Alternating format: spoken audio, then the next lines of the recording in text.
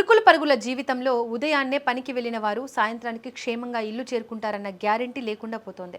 పొట్టకూటి కోసం ప్రాణాలను పణంగా పెట్టి పనిచేస్తున్న కార్మికుల పాలిట అగ్ని ప్రమాదాలు మృత్యు శకటాలుగా మారుతున్నాయి. తాజాగా మధ్యప్రదేశ్ రాష్ట్రాన్ని ఒక పెను విషాదం ఉలికిపడేలా చేసింది. పనులు ముమ్మరంగా సాగుతున్న సమయంలో ఊహించని విధంగా ఒక బాణసంచా తయారీ కేంద్రంలో భారీ పేలుడు సంభవించింది. ఈ భయానక ఘటనలో ఫ్యాక్టరీ భవనం పూర్తిగా కుప్పకూలడమే కాకుండా ఎంతో మంది కార్మికులు శిథిలాల కింద సజీవ సమాధి అయ్యారు. మధ్యప్రదేశ్లోని దివాస్ జిల్లాలో ఇవాళ మధ్యాహ్నం ఈ హృదయ విదారక ఘటన చోటు చేసుకుంది. దేవాస్ జిల్లా కేంద్రానికి సమీపంలో ఉన్న కుటేజా గ్రామం దగ్గర ఒక పెద్ద బాణసంచా తయారీ ఫ్యాక్టరీ ఉంది. ఎప్పటిలాగే ఈ రోజు కూడా కార్మికులు తమ పనుల్లో నిమగ్నమై ఉన్నారు. అయితే ఒక్కసారిగా ఫ్యాక్టరీలో పేలుడు సంభవించింది. ఈ పేలుడు తీవ్రత ఎంతలా ఉందంటే పేలుడు శబ్దం సుమారు 1 కిలోమీటర్ దూరం వరకు వినిపించిందని స్థానికులు వణికిపోతూ చెబుతున్నారు. ఒక పెద్ద భూకంపం వచ్చినట్లుగా ఆ ప్రాంతమంతా దద్దరిల్లిపోయింది. పేలుడు ధాటికి ఫ్యాక్టరీ భవనం పేక మేడల కుప్పకూలిపోయి పూర్తిగా నేలమట్టమైంది.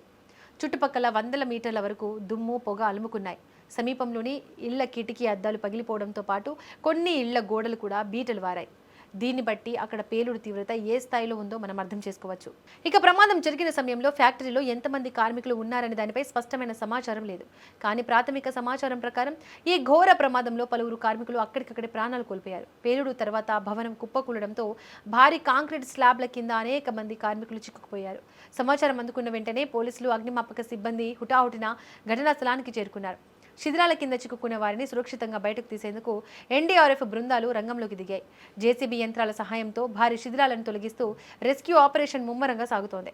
తీవ్రంగా గాయపడిన వారిని వెంటనే స్థానిక ఆసుపత్రులకు తరలించి అత్యవసర చికిత్స అందిస్తున్నారు. అయితే ఆసుపత్రిలో చేరిన వారిలో చాలా మంది పరిస్థితి విషమంగా ఉన్నట్లు వైద్యులు తెలుపుతున్నారు. మృతుల సంఖ్య మరింత పెరిగే అవకాశం ఉందని అధికారులు భావిస్తున్నారు.